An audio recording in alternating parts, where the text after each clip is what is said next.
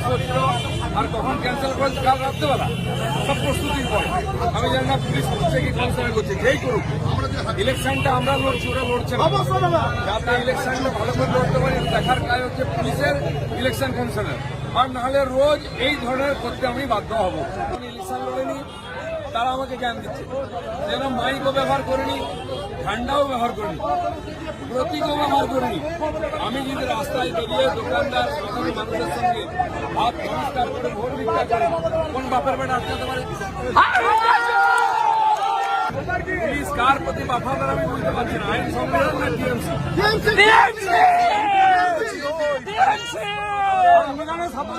সংবিধানের শপথ নিন দাদা। আমি রাত্রেবেলা প্রচার করে ফিরে এসে 9টা সাড়ে 9টায় বাজারে বেরিয়ে লোকেদের সঙ্গে দেখা করব।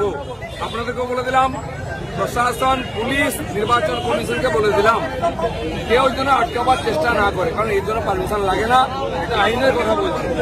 কোনো বেআইনি বিশৃঙ্খলা আমরা করবো না, কিন্তু তারপরে যদি কেউ বাধা দেয় তারপরে কি করবো সেটা আমাদের হাতে না।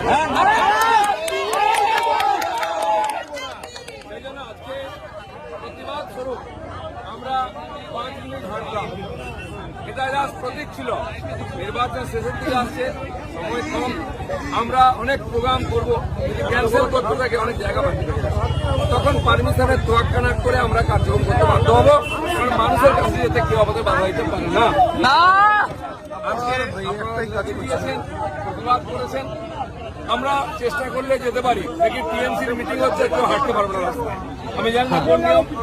আমি পুলিশকে বলেছি আমরা বিশৃঙ্খলা করতে আসিনি, আমরা প্রতীক হিসাবে আজকে প্রতিবাদ করেছি। আপনাদের কর্মীরা এসে সবাইকে ধন্যবাদ, পুলিশ প্রশাসনকেও ধন্যবাদ জানাচ্ছি। আগামী দিনে যাতে ধন্যবাদ দেওয়ার সুযোগ থাকে সেরকম ব্যবহার করুন। ভারত মাতা কি জয়।